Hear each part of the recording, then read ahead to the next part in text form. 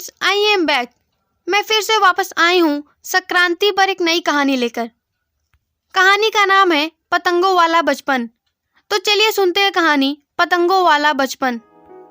संक्रांति पर पतंग उड़ाने का एक्साइटमेंट जो बचपन में था वो आज भी है, कहीं गया नहीं, मगर हाँ छुप जरूर गया है। आज जब मैं वो एक्साइटमेंट दिखाता हूँ तो लोगों को अजीब जरूर लगता है, पर लोगों के डर से अपनी खुशी, अपना एक्साइटमेंट ना दिखाऊं, ये सही तो नहीं है ना। आज 13 जनवरी है। मैं ऑफिस गया और आज का काम खत्म करके शाम को बॉस के पास गया। फिर उन्हें एप्लीकेशन देते हुए कहा, सर ये। मैंने आगे कुछ नहीं कहा और एप्लीकेशन दे दिया। बॉस ने एप्लीकेशन लिया, फिर कहा, ये क्या है? मैंने कहा, सर मेरा लीव एप्लीकेशन है, कल संक्रांति है ना, तो बस इसीलिए। बॉस ने बीच में ही कहा, लेकिन कल तो वैसे ही छुट्टी है त्योहार के लिए। मैंने थोड़ा हिचकिचाते हुए कहा, हाँ सर, लेकिन मुझे परसों की भी छुट्टी चाहिए। बॉस ने अपने दोनों हाथों को टेबल पर रखा, उसे बांधकर कहा, मैं शौक हूँ मिस्टर अनंत, आपको मेरा ऑफिस ज्वाइन किए लगभग साल भर हो गए। तब से लेकर अब तक ये आपकी पहली लीव है, क्या मैं जान सकता हूँ क्यों? मैंने कहा, कल संक्रांति है तो उसी के लिए आज ही घर के लिए निकल जाऊंगा और कल परसों पतंगे उड़ाऊंगा और मस्ती करूंगा। इस पर बॉस हंसने लगे। मैंने कहा, क्या हुआ सर, आप हंस क्यों रहे हैं? उन्होंने मुझे बैठने का इशारा किया तो मैं बैठ गया। फिर वो अपनी हंसी पर कंट्रोल करते हुए बोले, मिस्टर अनंत कश्यप, आप जैसा हार्ड वर्किंग इंसान, समय का सही इस्तेमाल करने वाला इंसान पतंग भी उड़ाता है? I mean, ये तो टाइम वेस्ट है। कहीं तुम मजाक तो नहीं कर रहे हो? मैंने कहा, नो सर, मैं मजाक नहीं कर रहा हूँ, मैं पूरी तरह श्योर हूँ। और हाँ, जहाँ तक टाइम वेस्ट का सवाल है, ये मेरे लिए टाइम वेस्ट बिल्कुल भी नहीं है। सर, अगर हम अपना समय यादों में ही वेस्ट कर दें तो आगे याद करने के लिए कुछ नहीं बचेगा। बॉस ने कहा, तुम क्या कह रहे हो, मेरी कुछ समझ में नहीं आ रहा है। मैंने कहा, यादें सर, वो 2 दिन मेरी यादें हैं। मैं अपना पूरा साल खुद को काम में व्यस्त रखता हूँ, पर त्योहार के दिन मैं अपने घर जाता हूँ, अपने परिवार के साथ उस दिन को सेलिब्रेट करता हूँ। बॉस ने कहा, ओके, होली दिवाली तो समझ में आता है, लेकिन संक्रांति पर समझ नहीं आता। I mean, अब हम बड़े हो गए हैं, तो फिर पतंग उड़ाने का क्या मतलब है? मैंने कहा, सर यही तो बात है, जब आप भी कभी इस दिन को इस शहर में नहीं बल्कि उस गांव में जाकर बिताएंगे जहां आपका बचपन बीता है, तो आपको आपके सवाल का जवाब अपने आप ही मिल जाएगा। वैसे हाँ, मेरी छुट्टी अप्रूव कर दीजिएगा, कहकर मैं जाने लगा, लेकिन दरवाजे के पास गया और मुड़कर बोला, वैसे सर, बचपन बीता है, बचपना नहीं। कभी बचपना करके देखिए, बचपन वापस मिल जाएगा। कहकर मैं बाहर आ गया। शाम को मैंने पूरी पैकिंग कर ली, क्योंकि मुझे 7 बजे की ट्रेन से निकलना था। लेकिन निकलने से पहले बॉस का फोन आया, हेलो अनंत, जाते वक्त मुझसे ऑफिस में मिलते जाना। मैंने कहा, ओके सर, कहकर फोन रख दिया। जाते वक्त मैं आधे घंटे पहले ही निकला। टैक्सी लेकर मैं ऑफिस पहुंचा तो देखा कि बॉस ऑफिस के बाहर ही नीचे एक छोटे से बैग लेकर इंतजार कर रहे हैं। मुझे थोड़ा अजीब लगा। मैं टैक्सी से उतरा और उनके पास जाकर बोला, क्या हुआ सर, आप यहाँ पर ऐसे बैग के साथ? बॉस ने कहा, हाँ, क्योंकि मुझे भी चलना है। मैंने पूछा, क्यों? मेरा मतलब है कहाँ? बॉस ने कहा, तुमने ही तो कहा था ना कि अगर जानना है तो उस जगह जाना पड़ेगा जहाँ आपने अपने बचपन को बिताया है। अब तुम तो जानते ही हो कि मेरा बचपन यहीं इसी शहर में बीता है, तो मैं तुम्हारे गांव जाना चाहता हूँ। मैंने कहा, लेकिन सर आप वहाँ कैसे? मेरा मतलब है जैसा कि आपका बचपन शहर में बीता है तो गांव में आपको एडजस्ट करने में थोड़ी। बॉस ने बीच में ही कहा, मैं एडजस्ट कर लूंगा, अगर बचपन जानना है तो एडजस्ट तो करना ही पड़ेगा। मैंने कहा, सर हमारे गांव पहले ट्रेन से जाना पड़ेगा, फिर रिक्शा से।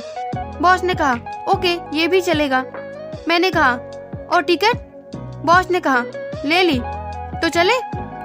मैंने कहा, क्या बात है, ठीक है चलते हैं। हम दोनों टैक्सी में बैठ गए। इसके बाद हमने ट्रेन ली और इसके बाद रिक्शा लेकर घर पहुँचे। माँ को मैंने पहले ही बता दिया था कि मेरे साथ मेरे बॉस भी आ रहे हैं, तो माँ ने आलू मटर गोभी की सब्जी, दाल चावल और चपाती बना रखी थी। हमने रात को खाना खाया और सोने चले गए। रात को माँ ने बॉस और मेरा बिस्तर मेरे ही कमरे में लगाया था। रात को बॉस ने कहा, वैसे खाना बहुत लजीज था, एकदम गांव का स्वाद था। मैंने कहा, आगे आगे देखिए, यहाँ की हर एक चीज में आपको गांव का स्वाद नजर आएगा, बस सुबह का इंतजार कीजिए। अगली सुबह हम दोनों नहा धोकर तैयार हो गए। बॉस को एडजस्ट करने में थोड़ी प्रॉब्लम हुई, मगर फिर भी उन्होंने एडजस्ट कर लिया। नहाने के बाद माँ हम दोनों के लिए खिचड़ी लेकर आई, वो भी देसी घी डालकर। खिचड़ी देखकर बॉस ने कहा, ये क्या है? मैंने कहा, खिचड़ी है सर, वो भी आलू मटर गोभी डालकर देसी घी के साथ। बॉस ने कहा, लेकिन ये क्यों? मैंने कहा, सर आपको पता नहीं क्या, आज के दिन खिचड़ी ही खाते हैं और इसके बाद लाई चूरा रेवड़ी ये सब खाते हैं। बॉस ने कहा, नाइस। हम दोनों ने खिचड़ी खा लिया। इसके बाद मैंने बॉस से कहा, सर पतंग उड़ाने चले? बॉस ने कहा, पतंग इस उम्र में? तुम्हें पता है ना मैं 50 का हूँ। मैंने कहा, देखिए सर, पतंग किसी की उम्र नहीं देखती, और आपने ही तो कहा था कि आपको भी बचपन जीना है, तो पतंग के बिना कोई बचपन देखी है क्या? बॉस ने बस सिर हिला दिया। इसके बाद शुरू हुई मेरी और बॉस की पतंगबाजी का मुकाबला। हमने एक दूसरे की कई पतंगे काटी, लेकिन मैंने उनकी ज्यादा पतंगे काट दी।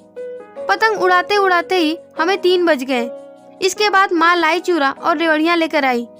खाने के बाद मैंने बॉस से कहा, सर गांव घूमने चले? बॉस ने कहा, ठीक है चलो।